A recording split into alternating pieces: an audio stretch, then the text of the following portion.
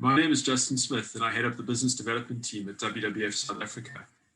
I think people are often surprised when they see WWF engaging on food system issues, thinking we really focus on wildlife and the like. But as I chat to you today about the area of plant-based diets, I think you'll understand more and more why we are so focused on food and agriculture issues, given the negative impacts they're having on ecosystems and biodiversity loss, climate, and other concerns as well. A lot of this starts for us in the area of tracking what's happening from a biodiversity perspective on our planet. So every second year, WWF International does a piece of work called the Global Living Planet Index, which really tracks ecosystem impacts over now a 50-year period of time, tracking the impacts on mammals, reptiles, and many, many different species. Unfortunately, it's not a very happy story. As you can see on screen, since this tracking has been done, we as humans have managed to basically lose 68% of biodiversity on the planet, really cause incredible negative impacts on our ecosystems. And this is something that's now having a much broader effect as we see things like illegal wildlife trade, diseases being passed from animals to humans, all because of the really poor job we've been doing in really protecting our ecosystems. There's many different reasons for why these negative impacts are being felt. Species overexploitation, invasive species and disease, pollution, the exacerbation caused by climate change. But really the single biggest impact is because of changes in land and sea use that are causing habitat loss and degradation. And I think it's often very surprising because we think about big chemical companies, manufacturing or mining, but actually when we tend to think about environmental impacts, we think about smokestacks. We should actually be thinking about our dinner plate. And I think that's really critical in bringing down some of these conversations to an individual level. Often areas like climate change and biodiversity seem so massive that we as individuals or even individual companies feel like there's not that much we can do about it. But when we realize that our food choices on a daily basis, or even every meal that we sit down to, have a massive impact on the environment and on broader society, I think that's something that's a lot easier and more tangible to understand. So the environmental impacts of food production are diverse and unfortunately very significant. We're seeing the very negative impacts on deforestation, the global greenhouse gas emissions caused by the food system, particularly by livestock, of course, massive amount of fresh water used in agricultural production across the world, the biodiversity loss I've spoken about, both in the marine, freshwater, and as well as on the terrestrial environment. And then just how much of our agricultural land has already been degraded across the world in producing commodities, potentially and particularly feedstocks that go into livestock production. Why is this so critical, we may ask? Well, the connections between people and nature are so often underemphasized, and nature underpins human health and well-being across the planet. All of these resources that we depend on, like energy, food, and water, come from nature. And if we continue to disrupt these systems so massively, we're actually undermining our own existence and our own ability to prosper and thrive into the future. So, what are one of the ways then to potentially try and improve this process? Planet-based diets is one of the concepts that have come to the fore for us, and they're key to really achieving a sustainable food system, which will help us reverse some of the nature loss that we've seen, hopefully halt deforestation, help us reduce emissions, try and capture carbon in healthy soils, reduce this water use, as well as the pollution and wastewater that's happening through many of these production processes, and also really critically, provide everyone with healthy and nutritious food. So there's some incredibly important strategic actions that are needed to do this. We need to start reversing this biodiversity loss and bending the curve around this nature impact that we're seeing. And I think one of the clearest ways is to understand that we live within a finite planet with very particular boundaries. So we need to live within those boundaries, and we need to produce food and eat within those planetary boundaries as well. We need to make sure that we don't keep expanding the cropland that's happening across the world. Every time we try and create deforested land for more commodities, it just makes our environmental impacts that much worse. We've got to be more efficient and more impactful by using the existing cropland to feed humanity. And we've got to stop with some of the negative impacts that we're seeing as a result of that.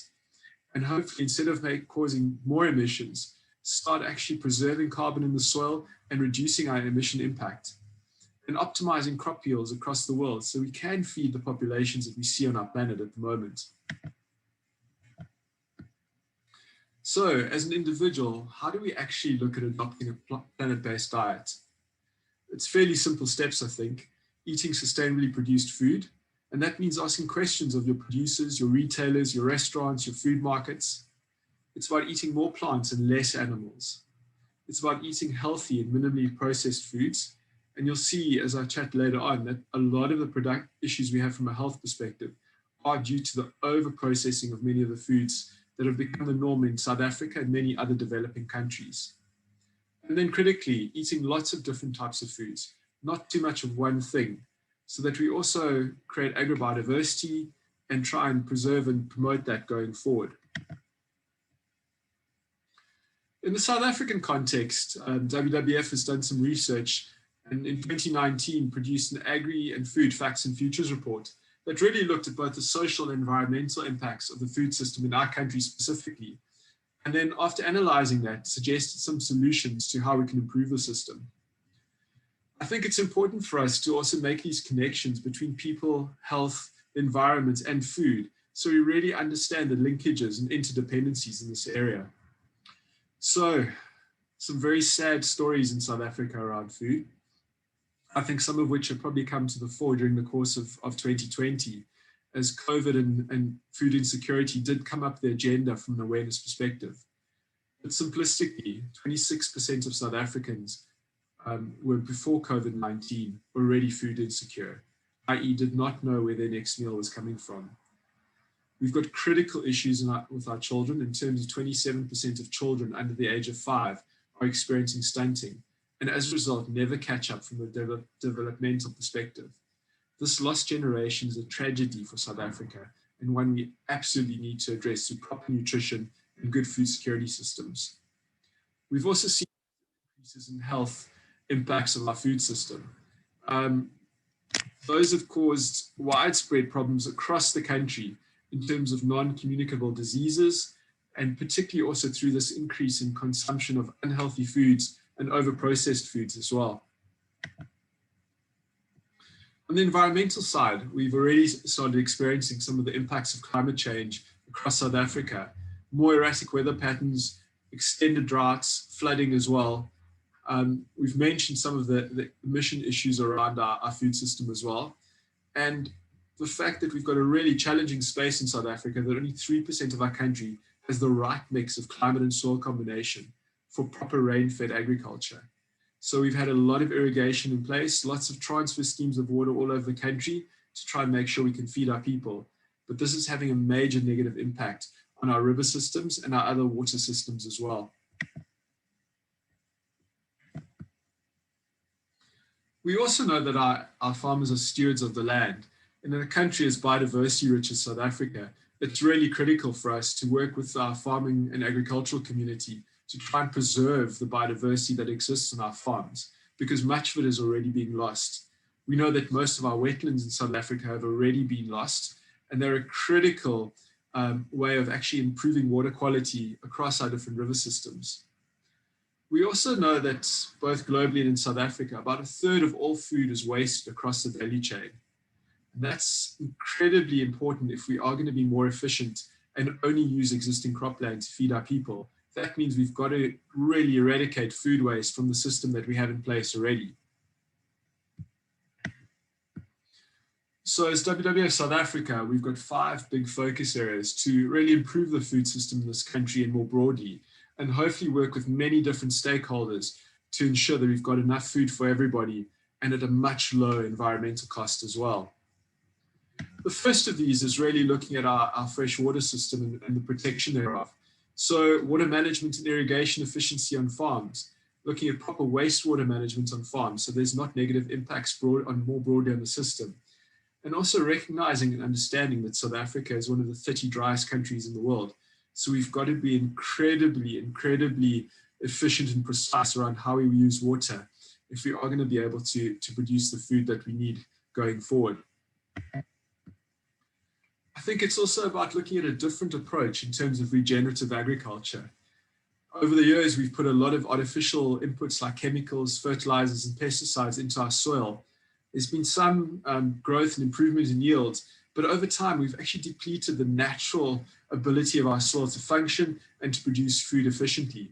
So we've got to start thinking about ways of really making this soil live again, be healthy, and be able to produce food in the quantities that we need going forward.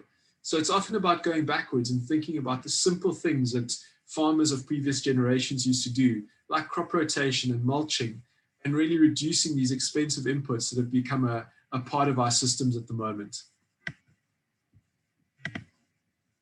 Responsible sourcing is also incredibly critical.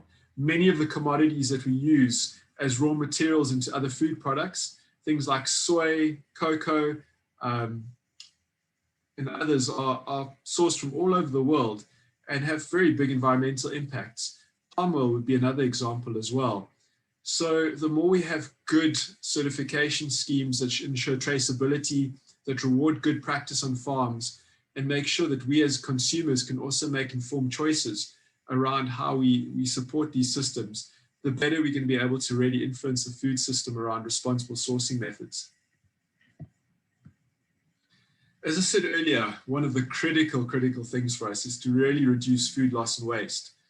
It's one of the crucial sustainable development goals that we're all working towards as well.